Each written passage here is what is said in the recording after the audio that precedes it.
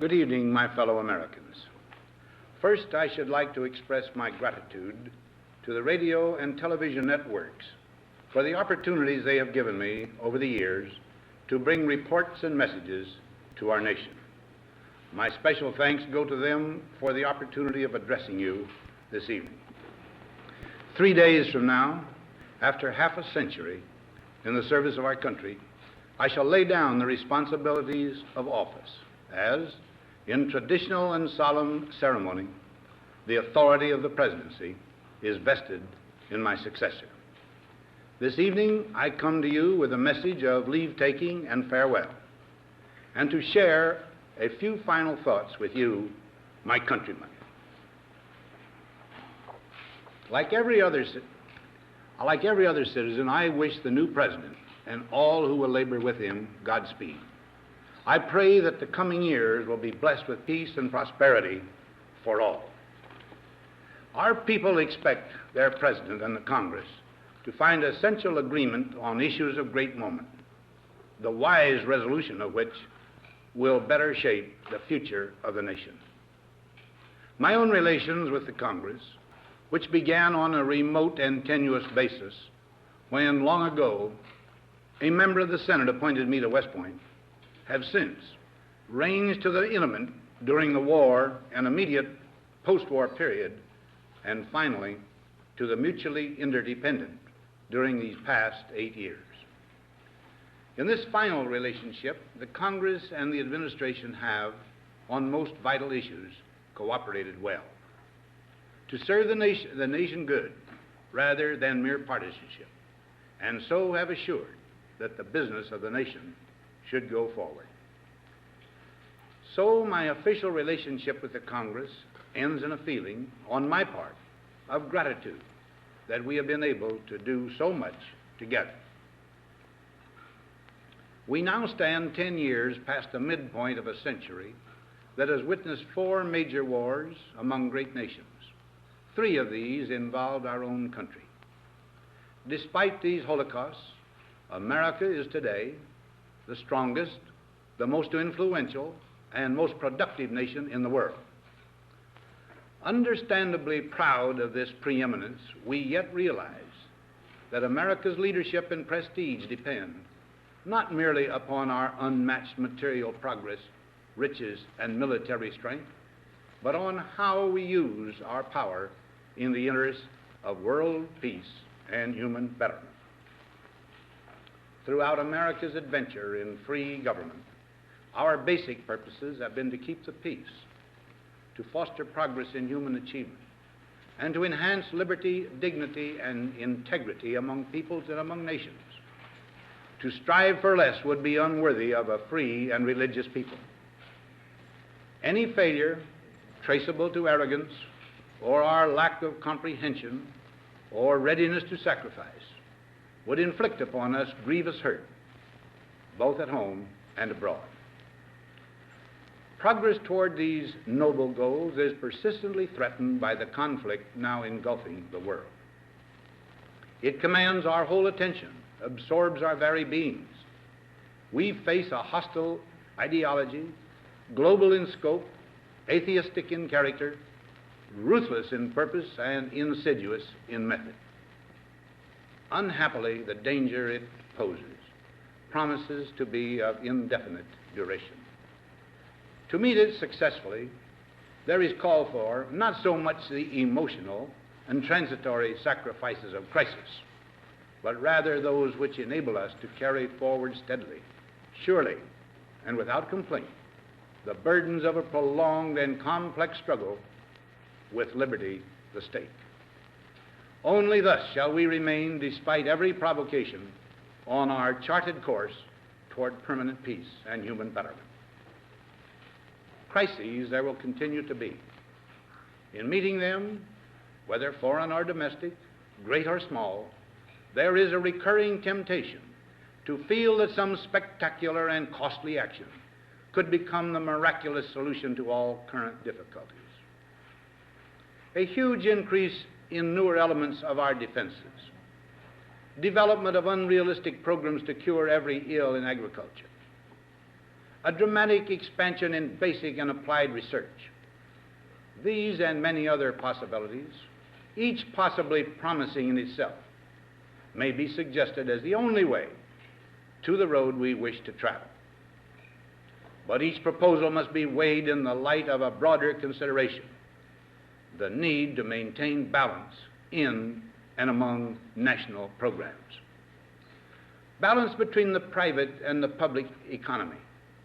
Balance between the cost and hoped for advantages. Balance between the clearly necessary and the comfortably desirable. Balance between our essential requirements as a nation and the duties imposed by the nation upon the individual. Balance between actions of the moment and the national welfare of the future. Good judgment seeks balance in progress. Lack of it eventually finds imbalance and frustration. The record of many decades stands as proof that our people and their government have, in the main, understood these truths and have responded to them well in the face of threat and stress. But threats, new in kind or degree, constantly arise. Of these I mention two only. A vital element in keeping the peace is our military establishment. Our arms must be mighty, ready for instant action, so that no potential aggressor may be tempted to risk his own destruction. Our military organization today bears little relation to that known of any of my predecessors in peacetime, or indeed by the fighting men of World War II or Korea. Until the latest of our world conflicts, the United States had no armaments industry. American makers of plowshares could, with time and as required, make swords as well. But we can no longer risk emergency improvisation of national defense. We have been compelled to create a permanent armaments industry of vast proportions. Added to this, 3.5 million men and women are directly engaged in the defense establishment. We annually spend on military security alone more than the net income of all United States corporations. Now, this conjunction of an immense military establishment and a large arms industry is new in the American experience. The total influence, economic, political, even spiritual, is felt in every city, every state house, every office of the federal government. We recognize the imperative need for this development, yet we must not fail to comprehend its grave implications. Our toil, resources, and livelihood are all involved. So is the very structure of our society. In the councils of government, we must guard against the acquisition of unwarranted influence, whether sought or unsought, by the military-industrial complex. The potential for the disastrous rise of misplaced power exists and will persist. We must never let the weight of this combination endanger our liberties or democratic processes. We should take nothing for granted. Only an alert and knowledgeable citizenry can compel the proper meshing of the huge industrial and military machinery of defense with our peaceful methods and goals, so that security and liberty may prosper together. Akin to and largely responsible for the sweeping changes in our industrial military posture has been the technological revolution during recent decades. In this revolution, research has become central.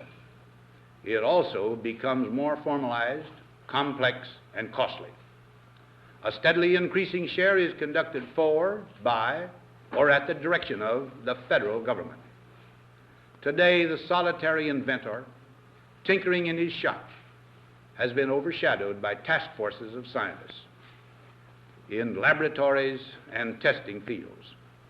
In the same fashion, the free university, historically the fountainhead of free ideas and scientific discovery, has experienced a revolution in the conduct of research. Partly because of the huge costs involved, a government contract becomes virtually a substitute for intellectual curiosity. For every old blackboard, there are now hundreds of new electronic computers. The prospect of domination of the nation's scholars by federal employment, project allocations, and the power of money is ever present and is gravely to be regarded. Yet in holding scientific research and discovery in respect, as we should, we must also be alert to the equal and opposite danger that public policy could itself become the captive of a scientific, technological elite. It is the task of statesmanship to mold, to balance, and to integrate these and other forces, new and old, within the principles of our democratic system, ever aiming toward the supreme goals of our free society. Another factor in maintaining balance involves the element of time. As we peer into society's future, we, you and I, and our government must avoid the impulse to live only for today, plundering for our own ease and convenience the precious resources of tomorrow. We cannot mortgage the material assets of our grandchildren without risking the loss also of their political and spiritual heritage. We want democracy to survive for all generations to come, not to become the insolvent phantom of tomorrow. During the long lane of the history yet to be written, America knows that this world of ours, ever growing smaller, must avoid becoming a community of dreadful fear and hate, and be instead a proud confederation of mutual trust and respect. Such a confederation must be one of equals. The weakest must come to the conference table with the same confidence as do we, protected as we are by our moral, economic, and military strength. That table, though scarred by many past frustrations, cannot be abandoned for the certainty agony of disarmament of the battlefield. Disarmament with mutual honor and confidence is a continuing imperative. Together we must learn how to compose differences, not with arms, but with intellect and decent purpose. Because this need is so sharp and apparent, I confess that I lay down my official responsibilities in this field with a definite sense of disappointment.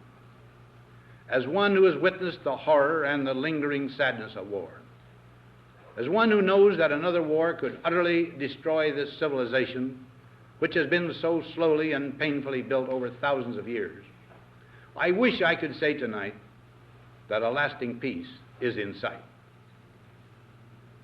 Happily, I can say that war has been avoided. Steady progress toward our ultimate goal has been made, but so much remains to be done. As a private citizen, I shall never cease to do what little I can to help the world advance along that road. So in this, my last good night to you as your president, I thank you for the many opportunities you have given me for public service in war and in peace. I trust in that service, you find some things worthy. As for the rest of it, I know you will find ways to improve performance in the future. You and I, my fellow citizens, need to be strong in our faith that all nations under God will reach the goal of peace with justice. May we be ever unswerving in devotion to principle, confident but humble with power, diligent in pursuit of the nation's great goals. To all the peoples of the world, I once more give expression to America's prayerful and continuing aspiration.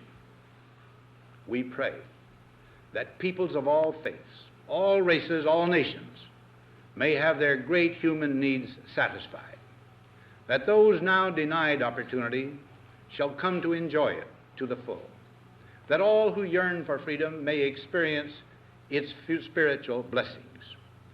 Those who have freedom will understand also its heavy responsibility, that all who are insensitive to the needs of others will learn charity, and that the scourges of poverty, disease, and ignorance will be made disappear from the earth, and that in the goodness of time, all peoples will come to live together in a peace guaranteed by the binding force of mutual respect and love. Now, on Friday noon, I am to become a private citizen. I am proud to do so. I look forward to it. Thank you, and good night.